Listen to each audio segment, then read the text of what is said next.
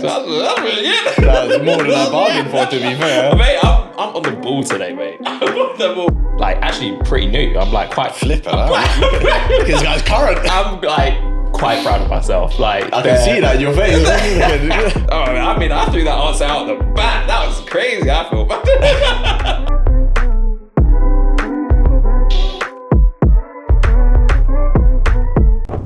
Back again, bro. Episode 3. Let's just go right to it, man. Vinyl of the week. Vinyl of the week. Yeah, what are we saying? It's my choice. It's your turn. What have we got, bro? We've got it right here. We have a Shake. Okay. Work of art. Very clean album cover, I would say. Clean, innit? Do you want to see the back? Bang. Go there it is. The back. Shake is another of those artists I did not know how to say the name for too long. I'm not gonna lie. Like, I kept it quiet for a long time. I just didn't even say his name for a very, very long time. Yeah. No, I'm just saying. I had to say it in a meeting. Yeah. Because I was bringing a reference to it, and I was like, I was stumbled. Stumped, rather. Yeah. But yeah, a Shake. Say work of art. Obviously, you've got sort of like references to Basquiat there as well. Mm-hmm. Him with a little paintbrush. This one, obviously, I love the music. It's got some bangers on there. Let's have a look. What have we got? We've got 230. We've got Basquiat. We've got Amapiano. Lonely at the Top. Great guy. Yeah, it's just got some tunes on there. However, one of my favorite elements, as you know, I'm a sucker for a bit of colour in my life. Because I feel like if you're spending money, you may as well be like kind of unique in a sense. Yeah, so go all out. This is the vinyl. Yeah. Green and white. I'm here And for red it. to obviously Nigeria, where he's from. Yeah. And when that's spinning on the record player, it looks particularly clean. So yeah, that was one of the... Actually, you bought this for me, as you said before, at my request. I don't know how you felt about it. What a great friend I am, right? Yeah, no, yeah. I think it was for your birthday, I want to say, or I feel like it, yeah. or Christmas. I'd also quickly draw our attention to some of the like imagery that's inside as well. I feel like it's a nice touch. Yeah, very cool. To have like this little poster, and then you've got the same as the reverse cover here, which also has the track list on as well. So yeah, man, I really like this one. Is that his best album, we're saying, or? I don't know. He's got. I'll pop it up here. There he is. Yeah, he's 3 albums deep now. Yeah, Mr. Money with a Vibe, Work of Art, and Lungu Boy, I believe, is the third one. I don't know, it's a good continuation. For me, like, it's just the whole album's in a good mood. Is it his best? I don't know. I don't think I've listened to it the full way through. Actually, I only have when you played it, actually, when I gave it to you. I feel like it's one where you'll be pleasantly surprised how many of the tracks that you know, even if you don't know the titles, but sonically. Yeah. So that's what I feel like with this. Anyway, this is my vinyl appreciation of the week. There it is. There it is, and bro. Again, I like the fact that it is, obviously he's very prominent in it, but it's also a demonstration of art, as the title suggests as well. So yeah, we've got a splash of colour in today's episode. I like it. Okay. So what have we been doing this week? What are we saying? What's there of note that's happened this week? I've got something actually before we go ahead, before you tell me your life struggles and that. We've just put this vinyl on the table. We've got a couple of other things that have been here every episode that we haven't really spoke about. We've got this rockety thing. I know. Bro. Well, I mean, why is it there? I know why it's there, but I can't remember. I know it's something to do with music, which is why we put it there. But what is it to do with music? Yeah, so this is a Lego times Pharrell collaboration. Okay. What the heck is it called? I forget what it's called. Like the actual piece itself. But yeah, I first saw it sort of advertised, and I was like, firstly, I just like how it looks. Yeah. And then when I looked at the meaning behind it, obviously Pharrell is a G and will forever be. But it was like he was super cool. He was super like intentional about I think it's called like To the Moon or something. Okay. And it was sort of like the premise of sort of like chasing your dreams and being ambitious and sort of like sticking the path really. And I liked that. and thought like having it in the home is also quite a cool visual reminder of that. Yeah. Even though it doesn't always, nothing has to always mean everything. Yeah. Yeah. You know what I mean? Yeah. I'm with you. But yeah, I really like the idea of that, and it's cool. It comes with like all of the little. I think it's got like 50 or so different little like Lego heads. Oh, like really? male, female, all kinds of ethnicities, all kind of like accessories, like bearded, non-bearded, that sort of thing. Yeah. And the idea is that you kind of find yourself in it to like plonk yourself in the cockpit type thing. Oh, so have you put someone in the cockpit? Bro, have a look at the cockpit. Have a look. Go on then. Let's have a look. How do I open it? This From the front, yeah. That's. Oh, okay. So you've got you've put a little bearded character in there with I guess, yeah, a little stubbly red cap, but I hear it. And we've got the missus in the back of that. I was in the back. It's not next to each other. I mean, it's only right that the woman is chauffeured, you know? Yeah, I hear that. You got to treat them right. All right, so yeah, well, we played football this morning. Early start, wasn't it? Mate, I'm dying a little bit inside. I'm not gonna 8:30 a.m. on a Saturday, which isn't crazy, but I do like a sleep in.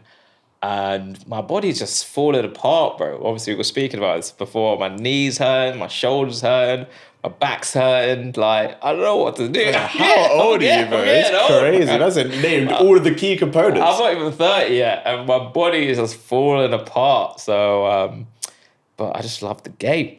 So I need to think of something. I need to do more stretching or Pilates or something. I don't know, but yeah, the body's just crumbling at the moment. Have you ever done Pilates? No. Do you want to?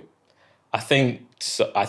I'm just figuring out, is it reformer or just like regular mat Pilates? I think reformer is easier, is what I've heard. Yeah, that's the impression I get too.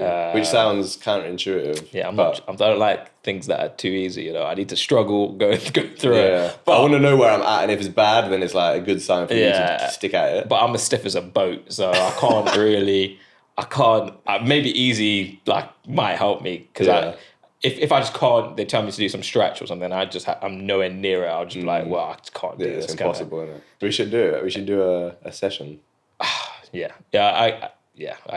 innit? I guess it just doesn't sound fun, innit? That's the thing. And you pay for it. I'm like, I already pay for football and for gym and stuff. Now I'm paying to be like made to look a fool for my lack of flexibility. Exactly. And stuff. But exactly. As you say, we're getting slightly older, so it's a good way of looking after the body, I guess. Yeah, I think so. I saw Jordan Ward's got an album coming, right?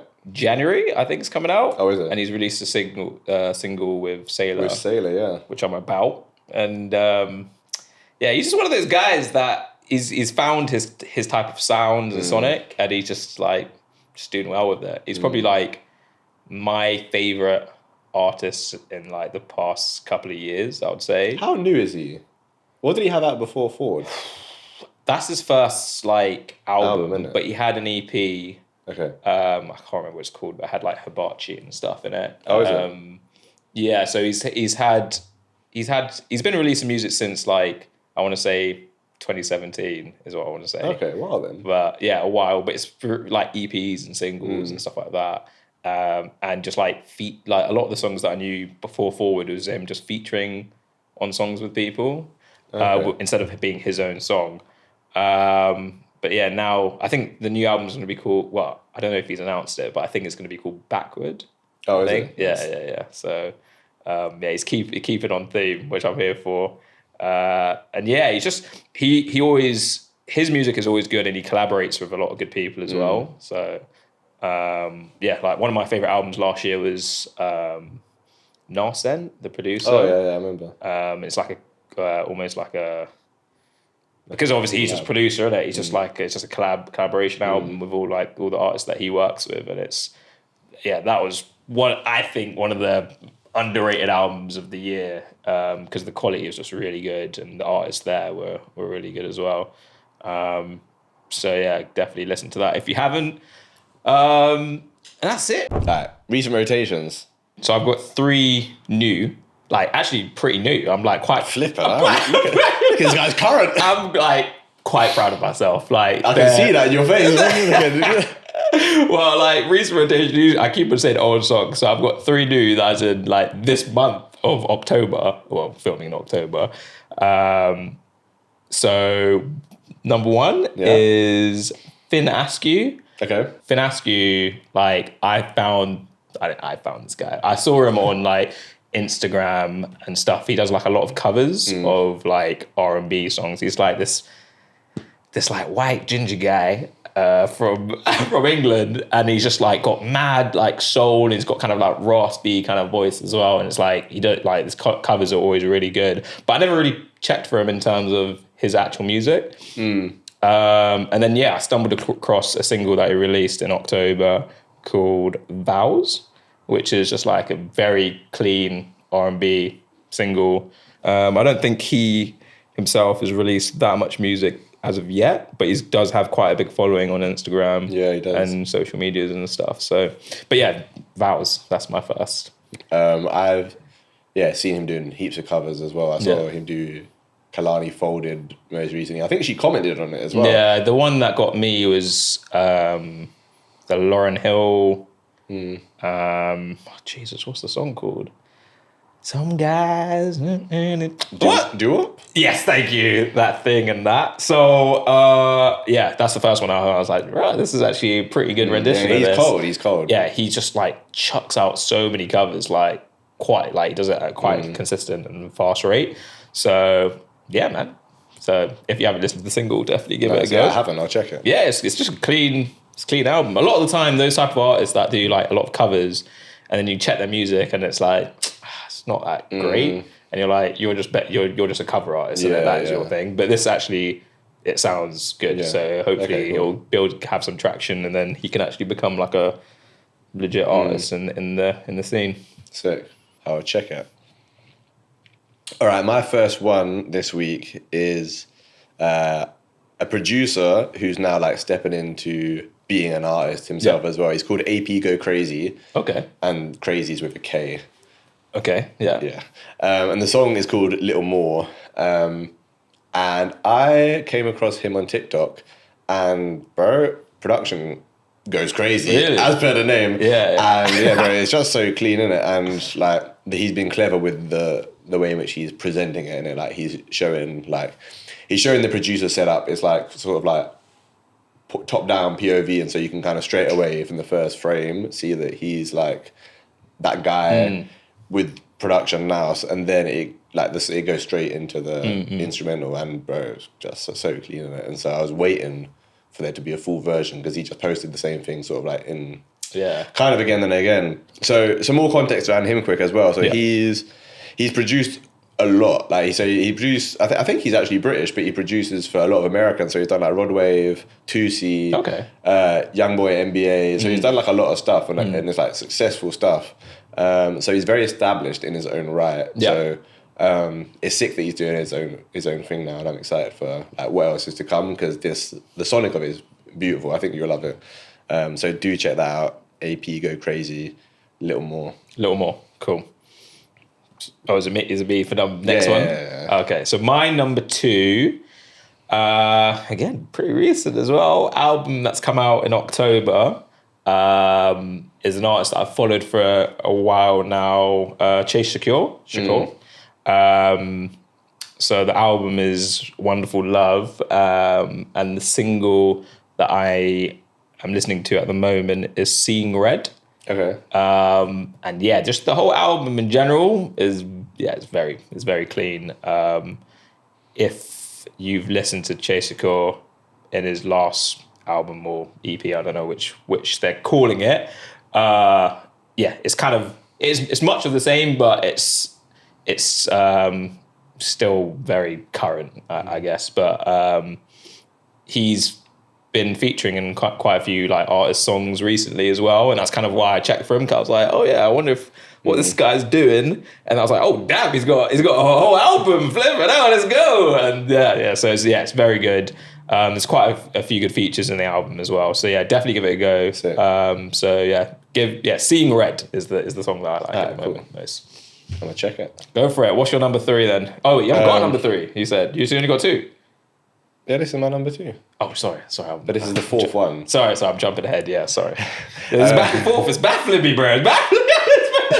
This wasn't rehearsed. It's supposed to be you and me. Nah, go on. Oh man. All right. So my second one is an artist. It's actually an artist alias. So this is like their second artist expression. Okay. Sorry, not to do you patronize me. I know what alias means. So the artist name is IE and then a full stop. So it's lowercase IE full stop. What does IE mean? Like, what does it stand for? Like in English, like, is it Latin? I don't know. It must be. I don't know. It's a Latin thing. But you've asked the question, and I know what it stands for the artist. Oh, come on then. So it stands for Infinita Esperanza. See with the. Okay. Which translates as infinite hope. Okay. Shout out. So who is the main artist? Yeah. So the main artist is called Sunday. I believe that's how you say it. So it's SONDAE. SONDAE. Okay, cool. I'm assuming it's Sunday. Yeah. I was thinking it was Sunday, but he is a Christian artist. Okay. And so I'm assuming the Sunday element plays into it. It feels like it makes sense. Yeah. So yeah, IE, his alias. So there's only 2 tracks out so far. One of them is called Peter, and one of them is called I Need You Here. And yeah, I came across it. I was sort of like deep in a like Spotify hole. And it's quite satisfying when you find an artist that's only got a couple releases. And it was quite sort of like incognito in a sense. Like there's not really much imagery there. The artwork's a bit sort of like abstract, I guess. But those 2 releases were really nice. It's sort of like indie R&B sort of vibes, like quite stripped back and almost like lo-fi in a sense of like it's not big production and stuff, but it's really good. And you know his lyrics are like quite faith-based, drawing off of like his main artist and his own like life experience. I feel like the Christian artists again in their bag like now. I feel there's a lot of guys that are very good, and it's nice to see that they're like harnessing the proper talent side of it. I know you were gonna say. Mm-hmm. Oh, what are you thinking? No, I was gonna say who's the young UK. Yeah, DC3. Yeah, he's wavy. He's wavy. He's like British Kendricky type vibes. Yeah, that's me, innit? So yeah. Yeah, the guy spits a lot of bars. Yeah, and his video concepts are always like very cool as well. So clean. I do rate it. But yeah, I feel like I've been listening to the Justin Bieber swag stuff recently, and like that sort of like Dijon-esque, like more. Not more, Strips makes it feel a bit, it disqualifies it, but a bit more like not pop production type stuff. Yeah, I mean, you already know, McGee is my guy. Yeah, exactly. McGee is the guy. So, yeah, and I like McGee. He's got like almost like an 80s acoustic kind of sound because he uses like his obviously guitar, but like some synths and stuff, that kind of old school, which is very cool. Sometimes listening to that type of music is... There's a space for it, I think. There's a space for it, for sure. So yeah, i.e., I'm going to say, listen to I Need You Here. Yeah, a bit of a derivative of that sort of like Justin Bieber, Dijon, McGee. Okay, I Need You Here. Okay, cool. This means, back to you now. It is my turn, right? It is my turn. Cool. So I've got 2 left, right? Yeah, so that means you're doing both of them back to back. Back to back, baby. So I've got 1 new and 1 old. New? I'm pretty fresh into this. I'm pretty clean. Like it's only 60k listeners on Spotify or something now, you're on the pulse, which is pretty decent, I think. So I obviously, again, I'm not gonna know how to say the name or whatever. It's Chromo, I believe, which is KROMOW. Chromo. Oh, okay. Interesting. I believe they do say he does say his name in the song, so that might be why I might know how it sounds. That helps. But the single is "Look at the Sky," and I guess you know me, like I like a good like sample being chopped, and this is like a very like just a vocal sample, just getting like chopped up and stuff and that's the main song. And obviously he himself is like singing and a little bit of like rapping on top of it. But yeah, he produces it himself. I think he's like a producer mainly, and this is him becoming an artist himself. And yeah, it just sounds very good. So yeah, give it a go. Be one of the new fans. And say the title again. So Chromo is the artist, and the song is "Look at the Sky." All right, cool. So that's my 3 new. So I think that's pretty good. How'd you come across him? Bro, I didn't even know. To be fair, I'm not even gonna lie to you. I can't make up a story. I don't know. It just fell on my. It was through Spotify, but I don't know. I was in this. Yeah, I just went deep in the Spotify bag, and I was just pulled it out, and I was like, production's pretty clean. And I was like, yeah, and the vocals and stuff sounds good. So I think you can kind of tell it's early days in his sound, I would say. But yeah, give it a go for sure. And number 4, we're going back to 1988. Gosh, okay. The birthing of New Jack Swing. This week, I've been listening to a lot of R&B, which I listen to a lot of R&B anyways, but like I haven't been listening to hip hop really. Only in the gym where I'm listening to my like trap and stuff still. But outside, it's literally just been pure R&B. So I went to the root of it. So the song is Teddy's Jam, which you know is my tune by Guy. Teddy's Jam, obviously being named after Teddy Riley, who's the producer of the tune. Aaron Hall on the vocals and that. One of my favorite songs of that time and that like genre of New Jack Swing and stuff. It's just very clean. I would just be singing it all the time. I think that's what it was. I think I was probably singing it when I was cleaning or something. I don't know. And I was like, yeah, let's do it justice and listen to the actual tune, innit? So, yeah, man. So, yeah, Guy, Teddy's Jam. Nice. Give it a listen. Sick. All right, artists of the week, spotlight artists. We're going, who we got? It's your turn. I did the research last episode. You did. Took us through Koji Radical. This week, we are going to be discussing Sasha Keable. Let's go. Sasha Keable was a bit of a weird one for me because like I've like known of her for a long time, but I guess there was this gap, and I can't really explain it. I don't really know if she wasn't putting stuff out or just I wasn't searching for her, but I've just known her as being a good artist. But obviously she's got the new EP this year, which slaps. Shout out to Disclosure for putting Sasha Keable's on. Like voices, cut up shapes back in the day.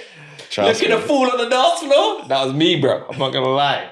Yeah, you were a shapes cutter, bro. Bro, that are voices in my head, bro. You know what I mean?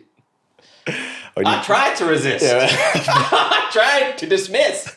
You know what I mean? That was a big tune. Oh, man. That was a big tune. We need to find some videos of you flipping, getting it down and groovy on the dance floor. The people will never see that, all right? Never, I've witnessed it.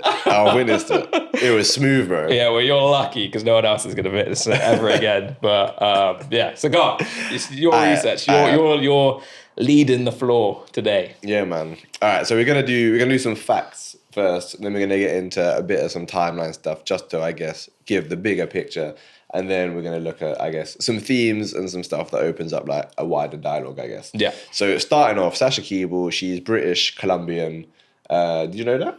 Yes, I actually did. Okay. Yeah. I don't know. Maybe I did some secret research on the side. But yeah, she's Colombian, Southeast London, I think. Right? Yeah. Oh, there you go. Ooh, got it in one. Let's go. Yeah, I mean, she's very proud of being of her Colombian heritage. Like you'll see it in quite a lot of stuff. So that's. But obviously, as you say, she's from Eltham, Southeast. Eltham. Yeah, and so she sounds very much like a Southeast London girl, like the way she talks. Yeah, right. Oh, and then again, her singing voice completely different. But then, it's like completely fluent in Spanish and. Like, obviously, accent changes completely. So. I wish I had that, bro. I wish I had a second Trust language. me, man. Sad. I wouldn't be here, bro. I'm not gonna lie. Yeah, I feel you, You're I not feel seeing me you. in this country if I had a different language. I'd be bouncing out. But yeah. All right, cool. So she's 31 years old, but born in 1994.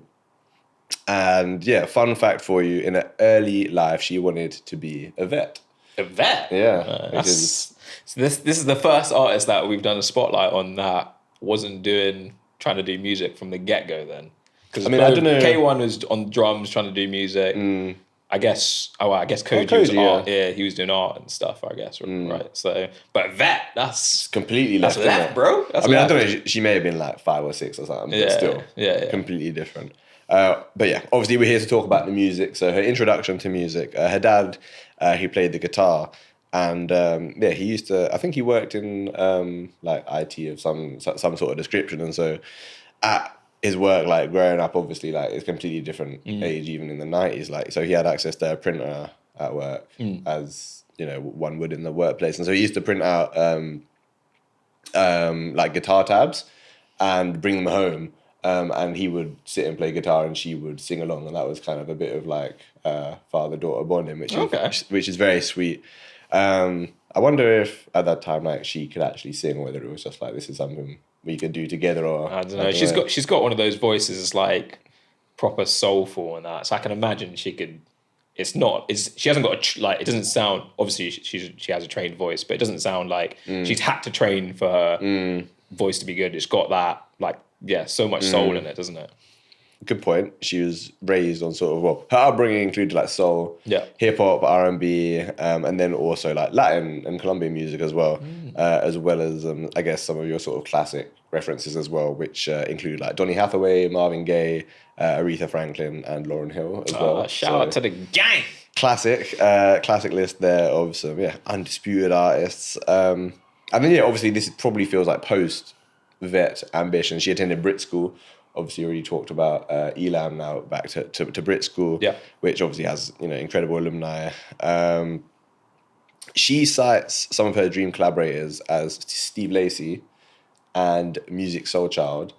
Okay, which is interesting. Yeah, I mean, Steve Lacy is my guy. To be fair, I was lucky enough to see him live a couple of times. Oh, really? Yeah, for.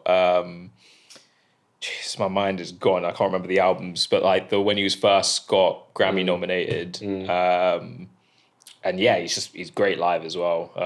Obviously, he's all about guitar and stuff, and he's written a lot of music for the internet and for other artists as well. So yeah, I mean, I'll be here for that collaboration. That would be very, very, very good. And then yeah, Music Soul Child, obviously.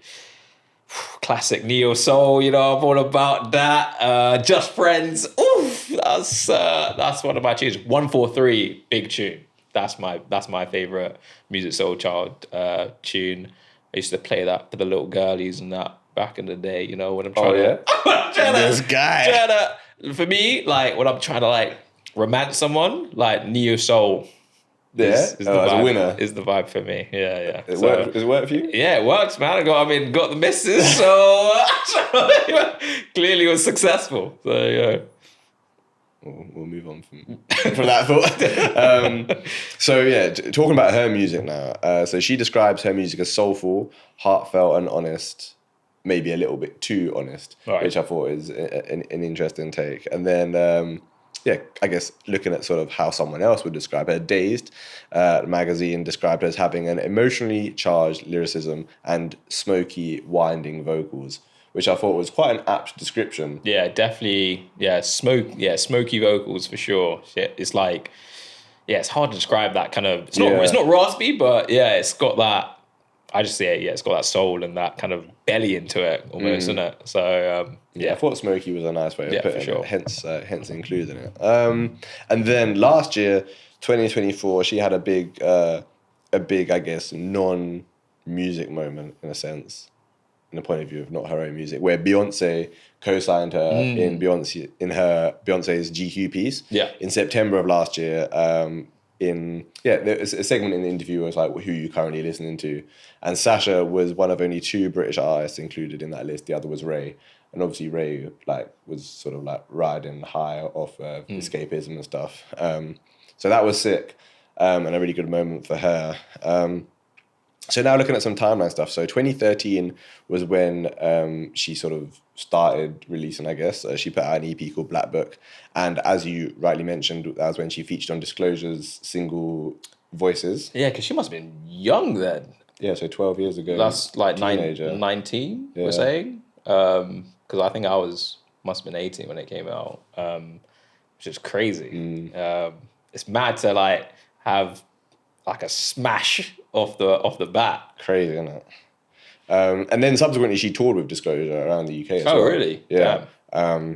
And yeah, as a teenager, she was signed to Polydor, which is one of the labels under the Universal umbrella. So obviously like a big deal. Yeah. Major record label. And at the time, she was managed by Disturbing London as well, which is Tiny Temper's like label and management setup. So lots of big like industry looks in the ecosystem for her.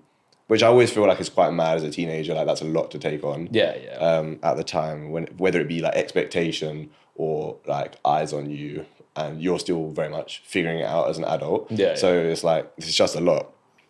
So yeah, from that time, over the next year, she released another EP called Lemongrass and Lime Leaves. Also did some work with KTB, who then she also supported on tour as well. And then comes the point which you alluded to, which is the gap. Right. And so she had a gap until 2018. Oh, so there was a gap. Yeah, like legit. Oh, okay. So cool. there was a gap of no music. She even said that she didn't touch studio for like 6 years at one point. Really? Yeah. Jesus. Which is like that's a big hiatus, isn't it? Yeah. And so yeah, to explain that, I guess. So I mean, we'll come on to this a bit later in the sort of discussion side of it, but she obviously is an artist who makes R&B and soul music. One of her breakout moments was, as we say, on the Disclosure record. Yeah. And then worked with KTB as well. And so somewhat naturally, but it's definitely from more of a commercial angle, there was a sort of, I guess, ushering from the label for her to do like pop music. Right. Okay. Which you even hear on that EP Lemongrass and Lime Leaves, sort of like you almost hear the tension on it between the R&B side, but the pop side, in terms of the production, is a bit blurry, and isn't one thing or another. Yeah, and you can kind of it just comes across. And so I'm not quite sure what happened, but she essentially just went away until 2018. It's often cited as a creative clash, which makes a lot of sense, but also that time I can imagine there were things going on in the background, and it probably wasn't like absolutely dormant. But it wasn't quite working, and neither party was sort of happy, and there wasn't a mutual agreement for things to sort of move forward in terms of releases, which does make sense, and sometimes is how things can be. Anyhow, 2018, she returns 4 years later with a single, and then she goes on a bit of a run. She drops the Man EP and further singles in 2019. 2021, more singles, and also does a collab with Georgia Smith. Yeah. And then again, we have another gap. So 2021 through to 2024. Yeah, we've got another gap. That's probably when I've caught onto her again. Is like probably last year, 2024, and I was seeing like a lot of traction on her, but like almost being perceived as like a newer artist. Yeah, and I'm like, is this Sasha Keable? Same Sasha, yeah. Same Sasha Keable. Like this, like she's been about, and like she's. There's not been at no point where I've been like, yeah, she's not a good artist, like, or vocally she doesn't sound good. So it felt weird for her to kind of just disappear and be off of so many people's radar, including mine. So it feels like a weird like resurgence at the moment. So rightly she came back on your radar 2024 because she dropped Hold Up in April, which obviously is big tune, and has done very well for her. And I remember when that dropped, and there was like a load of noise around it. And similar to you, like it felt like she was being discovered by a lot of people for the very first time. Yeah, it almost feels similar to like when Ray came back like a couple of years ago. Where a lot of people are like, oh my God, like Ray. And I'm like, wait, is this Ray from ages? And I'm like, wait, hang on a second. Like, why are they getting all the accolades now? Where's the surprise come from? Yeah.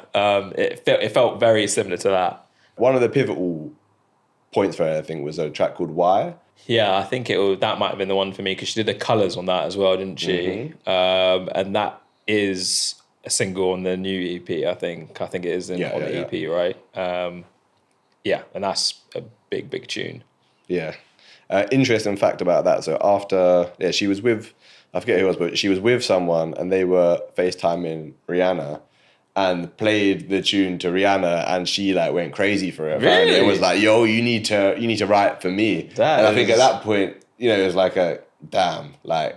Yeah, I mean, you can't get a better co-side than that. That's what I'm saying. So very, very sick. And I said she's got Rihanna and Beyonce in her back pocket like that. Different, isn't it? Crazy. Different. And it's so funny. I feel like so often with UK R&B, we talk about like, ooh, can it like break out of the UK into America? Can it ever compete with those artists? And you've got like an artist here who's like got those big dogs eating out of the palm of her hand, which is so sick. So yeah, waiting on the Sasha and Rihanna collab at some point. Well, I don't think Rihanna's releasing music ever. To be fair, exactly. Let's see. Fair.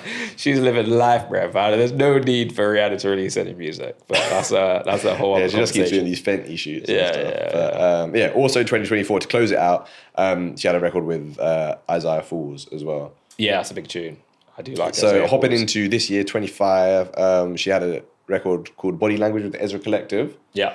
Another good musical statement there. A 3-track EP called Feel Something. A track with Leon Thomas. Yeah, that's my favorite song on the EP. I would say. I'm a Leon Thomas guy. That's one of the guys as well, bro. He's a G, man. And yeah, they complement each other like really well on the song and then just in general in styles and stuff as well. So that is definitely my favorite song on the EP. And then, it brings us to the EP, At Right, a 7-track EP. Yeah, I need more. I'm not gonna lie. Yeah. I need more. I need this whole comeback. She's got to double up soon. I'm not gonna lie, because that came out at the height of summer, right? In like August, maybe, in this year. 7 tracks ain't enough for me. What's that? 20-odd minutes is what I'm saying? Yeah, ain't too long. I need more. But she's intent on keeping going. Like in an interview, she said she's hoping for album late next year. So hopefully there'll be even a cheeky EP before that, or at least singles in. Yeah, so just like one of them, like when you do release singles and you do like 3 singles in one kind of thing. Just give me that. That's what we need. Give me something, bruv. Now you're back and I'm actually here. Like, I need more. So that EP, she says, was based on Betrayal, which feels very R&B of her, but she has a way of expressing stuff which I think is quite unique and resonates with people in a very sort of like special way. It was her 5th project, like across EPs and stuff, but for many people, as we've sort of said, felt like a debut. Ironically, now 15 years into her career. So those are, I guess, the headline sort of facts and stuff. Okay. And now we're going to get into some sort of like discussion points. So, in the context of Sasha Keable's vocals on Disclosure's Voices, do you think that having a big sort of like notorious breakout moment can be harmful within the context of it being a different genre to your native sound when you don't have much other music that you can point people back to? I think yes and no. I'll say because I think there were a couple of if you look at from that Disclosure album, if you look at like Sam Smith, that was probably the biggest song on the album. I would say Latch is a big tune, but he did blow up after it. But he had like a good album run and singles directly after Latch. Which made him kind of go crazy. A lot of people would say Latch is still his best song. So I'm one of those people. I'm like, I need Latch Sam Smith instead of them doing these weird random concerts and stuff. But anyways, that's a whole other conversation. So, but he became successful off of it. So I could say Sasha Keable could have done a similar thing, but then obviously Sam Smith went pop in it, and Sasha Keable clearly doesn't want to go pop. So that does hold you back. Jumping from house to soul and stuff is a big jump, and it's hard to transition those fans from that to that. So it's difficult, but I wouldn't say it's like a huge hindrance, right? It's you just have to maneuver it correctly. What do you think? I think from an optics point of view, it can be challenging. Yeah. Obviously, as you say, I'm going to say some of the other people on that album as well. Aluna George, obviously more in the house space. Eliza Doolittle, probably more adjacent to Sasha Keable in the fact that she's not a dance artist. Yeah. London Grammar, Jessie Ware. And they very much have integrity to what their expression is, and it's not aligned with sort of dance. But I don't know the timelines. They probably have stuff London out. Grammar and Jessie Ware is a bit different because they were kind of big already. Yeah, like Jessie Ware so. definitely was, and London Grammar was releasing their album at the same time. That's what I'm saying. If you have like a full album and like you've got like a label run with it straight off the bat, then it's like fine. But if it's like just kind of features and small singles and stuff, it's hard to. Because people don't know what you're about, innit? Like, so you can get lost in translation. Yeah. So my thoughts on that are like, if you have other stuff that's cooking and you can get to, then it's okay. Yeah. Like you've got other music releasing in tandem or something happening at the same time, then it's like, cool, this is great and this was impressive, but there's this and this is my kind of heart for it.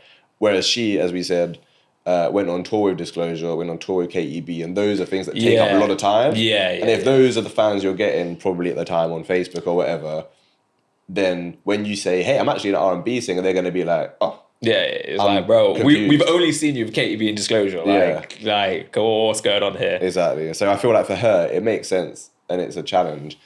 So, props to her for like waiting it out and coming back. She's out and she's back and better than ever. So you can't complain. So Sasha's 31 now, and as we said, she most recently had a gap from 2021 to 2024, meaning she'd have been like mid to late 20s at that time. Yeah. Do you think that age makes a difference as an artist in terms of your ability to be perceived as like upcoming or new or fresh? I would say most of the time it does make a difference. I would say just. Especially, it depends what music you're making as well, because it's the audience demographic and they want to see people their age. I would say, like the soul, like the music that she's doing now. I think we are probably the demographic. I would say, like it is probably our age range, so that works well. But I guess like there are many anomalies that like start later or like an older age.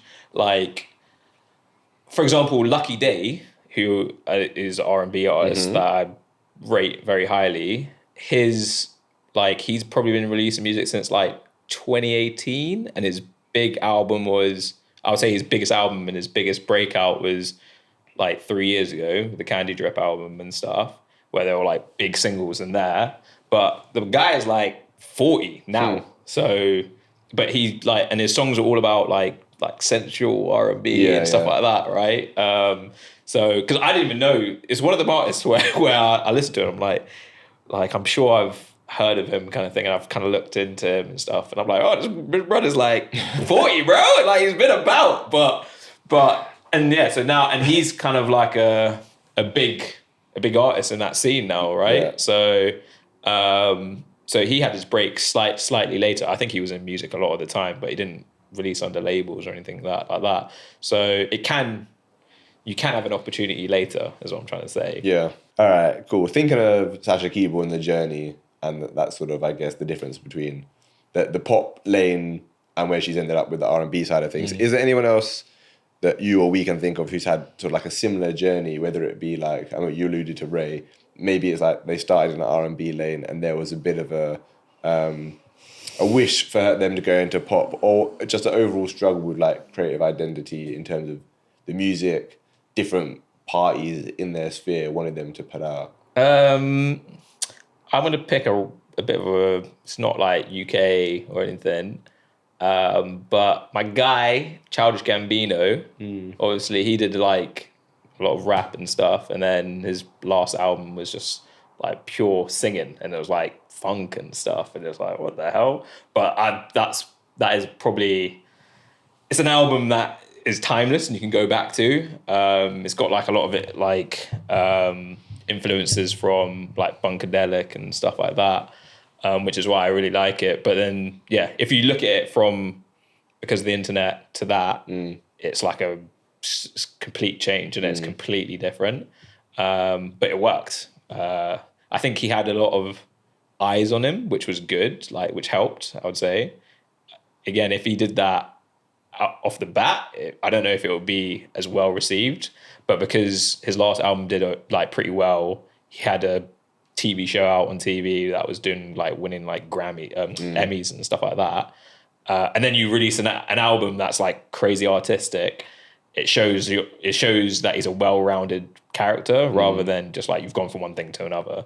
So it's worked. That's when it's worked. Have you got any examples? Oh, I mean, I threw that answer out the back. That was crazy. I feel I was not ready for that. I expanded the question to give you time to ponder. Yeah, I was like, oh my god, think about artists has gone from 1 to 1. You didn't have to have an answer, but that was good. Yeah, I guess so. The one that I thought of initially was Mabel. I feel like Mabel started like in a more R&B space. Yeah. And I definitely I just like R&B in it. And so I was into her at that point. And then she had a few albums that were like straight up pop, and they were like super successful for her. Which is like amazing, and if you can make anything successful, then absolutely fair play. Me personally, not really here for like too much pop music. Yeah, it's similar to, what's her name? Is it Anne Marie? She's quite similar in that way. Like she did like more, not electro, but like, yeah, like a mixture of like kind of electro R&B kind of vibes at the start. And she was like featuring like Rudimental and stuff. Yeah. But then she went more pop, and then she blew like completely blew.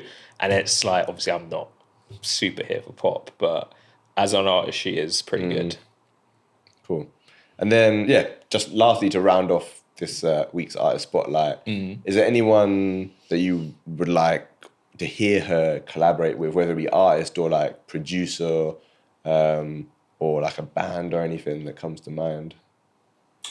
Okay, I'll give you a few. Okay. I don't know, I haven't even thought of anyone yet, but yeah. So I'll give you producer / artist, American Flower Child. Oh yeah. So it'll keep her in the R&B bag, but there's a lot of like instruments and stuff going along, which suits her. But a lot of the time, his production is a bit more of a bounce, so it's less like slow serenade or ballads, which like Sasha Keable does very well, and it kind of gets her into a bit more of a bounce, which will be interesting. Second, you're gonna have to help me here, mate. You're gonna have to help me with the pronunciation. Go for it. One of my favorite UK R&B artists at the moment. Oh, Elmine. Thank you. I'm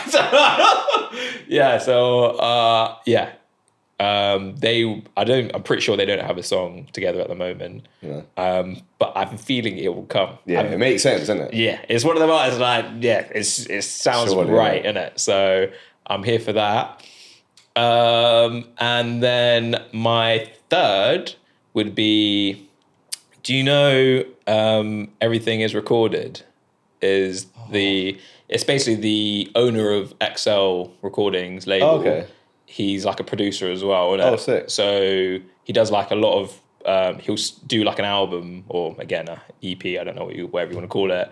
And it'll just have like, a lot of the time it has obviously just XL artists and stuff.